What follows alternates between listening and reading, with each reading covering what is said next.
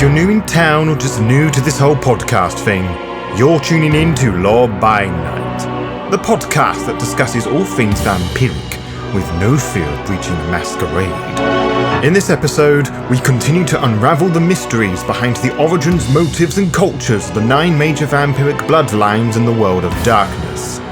This episode will focus on the necromantic flesh eaters, the Nagaraja.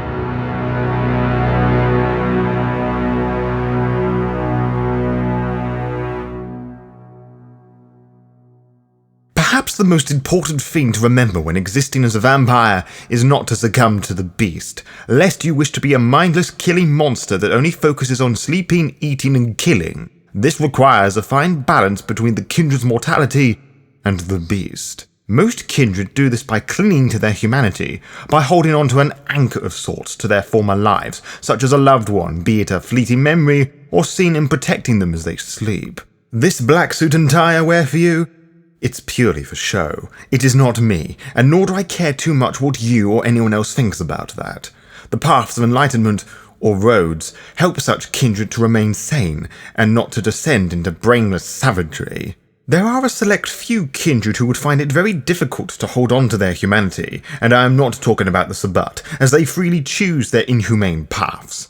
I speak of the Nagaraja, a mysterious and almost sinister bloodline. I have mentioned them once or twice before, but only in brief passing. But I know why you have come to me asking of the Nagaraja, and I very much intend on to answering that question for you, neonate. But as always, one must start at the very beginning. There is no Nagaraja antediluvian. Plenty of Methuselahs, I have no doubt, but no grandchild of Cain dons the prefix of Nagaraja. They were once a group of Indian death mages, necromancers of the Chakravanti tradition, who wished to explore the mysteries of life and death to see where the barriers lied with both states of being. In short, they were interested in immortality. In their quest for power, they would travel to Egypt and discovered the immortal Enhatuen, an ancient mummy who offered them the secret of the spell of life in return for sharing his duty as a defender of Enoch. These new undead sorcerers were unable to comprehend all of its powers and combined it with their own understandings of magic, the results of which I cannot say, for I have yet to uncover that mystery myself. What I do know is that this is when the Talmehid Ra, the true Black Hand, was born. These mages within the First City would act as pioneers in a unique branch of necromancy, a path that you may know as Nanalistics, or the Virtuous Path, which allows the Cainite to call forth the energies of oblivion to attack or infect their opponent, either directly from oblivion or from within themselves. It also allows these Cainites to eat wraiths in replacement for blood. It is both ghastly and horrifying to behold. But even with such dark magics, they knew that when war broke out in Enoch, they would not survive. They sought vampiric assistance, making immortal enemies in the process, most notably the followers of Set, which of course you now know are called the Ministry outside of Egypt. The Death Mages knew that they could not fight back effectively against their new enemies in their current state, and had to essentially fight fire with fire, to become vampires themselves. They would collect the blood of the Setites and presumably other Cainites, and performed a ritual that would turn them into vampires to fit their image. Most scholars would tell you that it was only Setite vitae the Nagaraja used in their ritual, but I do not believe that to be the case at all. After all, the Ministry possess Serpentis, Obfuscate, and Presence. The Nagaraja possess none of those disciplines. Auspex and Dominate are the other 2 vampiric disciplines the Nagaraja possess, alongside necromancy. Now where do you suppose these death mages acquired those from? But I digress. Whilst the weakness of the clans they used were gone, it was replaced with a flaw only unique to the Nagaraja. They must eat flesh, as well as blood, so it is not as simple as going to a supermarket and buying a raw steak to eat. No, the Nagaraja, or the aptly named flesh eaters, must devour huge chunks of their target, tearing off flesh piece by piece. Although they use the word viscous to describe flesh, like we use vitae instead of blood, they too use words to make what they do less heinous. As you can imagine, the Nagaraja have additional teeth that are better equipped for the job than us. Some Nagaraja can eat through bone too, so you probably don't want to be at the end of one of those jaws anytime soon. As war would run rampant across the First City, the Nagaraja would stand their ground, as promised to the ancient mummy that granted them their power. Not only did they have a promise to keep, but they had libraries and relics to protect now, so their duty had become a much more personal one. They bolstered their numbers, training future Chowder, and sent them back to Enoch to protect it from the mages, raves, Setites, and anyone else who sought to steal the Flesh Eater's secrets. Now, I suspect you might be a little bit confused by this, as I have stated far too many times before that Enoch was destroyed during the Deluge, the Great Flood. That is true, but I also mentioned recently to you that a ghostly anti-version of the city exists in Oblivion. Or did I? I can't remember. Anyway, it is this version of Enoch that the Nagaraja would protect, pulling in the original city with them as a final means of protection, alongside with 4 antediluvians. Allegedly. To save confusion, I will refer to this version of Enoch as the Necropolis. Whilst the majority of the Nagaraja would remain in the Necropolis, many were embraced never knowing of the city and the Talmahera.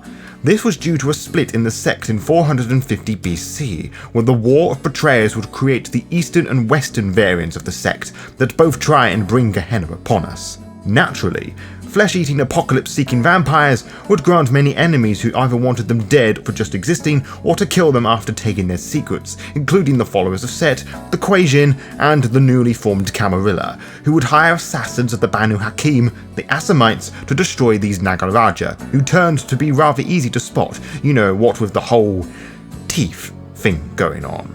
Those who were wise knew where to hide. Remote and obscure tribes who believed that eating the flesh of your enemies makes you stronger did and still do exist in our world, so it would have been a simpler time for these ancient Nagaraja to mingle among such backwards kind.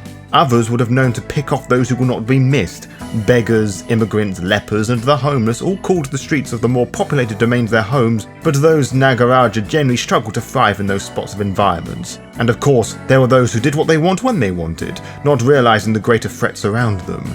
Then again, I heard that idiot comes in many flavors. As I said earlier on, most of the Nagaraja existed within the boundaries of the Necropolis, for that was ultimately where it was safest for them, in addition to their duty to protect it from the outside world. But what they did not expect was a large maelstrom to hit Oblivion, the third one, I am told, that wiped out many ghosts in Nagaraja, in addition to sending the Necropolis into ruin, meaning that what was left of the clan would become the few remaining straggling bloodline members that are perhaps the ones who upheld the animalistic nature of the Flesh Eater the best. But to view all Nagaraja as bestial kindred that remains in solitude is a crude depiction of them.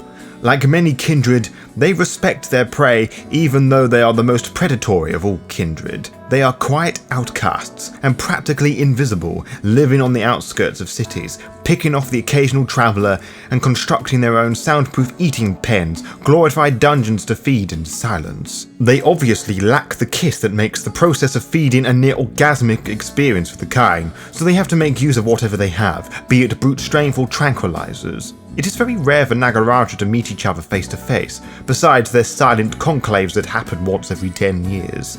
That said, I have heard whispers that the Nagaraja have joined the Hakata, the sect consisting of the clans and bloodlines of death, to gain safety in numbers against the Second Inquisition and potentially the other clans and sects. I would imagine that would prove to be quite useful, given how they are experts in necromancy and murder. An excellent ally when someone needs to hide the bodies.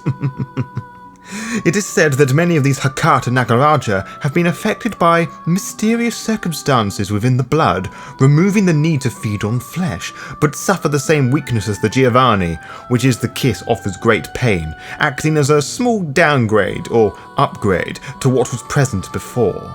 But I can tell what you are thinking, Neonate. But isn't eating flesh their thing, you ask? Why would the Nagaraja ever join the Giovanni, you add? Well, in a sense, I can see why this decision may confuse you and, well, yes, the Nagaraja are known as flesh eaters for a very good reason. But however, there is something I wish to ask you in return. Have you been listening to anything I have said? The Nagaraja are death mages who stole the curse of Cain thousands of years before the Tremere did, pulling an entire city, a whole fucking city, in oblivion with them. They are masters of necromancy, the dark power inherited from their mortal Chakravanti and expanded by an ancient mummy. They do not really concern themselves with the jihad or to be part of it, but as a means to an end through total annihilation with whatever remains of the Damehe-Ra. They consider their existence a divine heritage, to explore what it means to be dead and what exists for us after final death. They understand themselves greater than any other clan does themselves, simply because very few clans share the dark and twisted origins that the Nagaraja does, and even fewer could wield powers like they can, a path of necromancy almost unique to them. And if none of that is of an interest to you, just remember that they are a clan of vampires whose bite is worse than their bark. To be kept updated, follow the Law by Night VTM Twitter and Instagram pages to find out when we will upload each episode. You can also find out by subscribing to the YouTube channel and clicking on the little bell, as you'll be immediately notified when the latest episode is live. Until next time, farewell.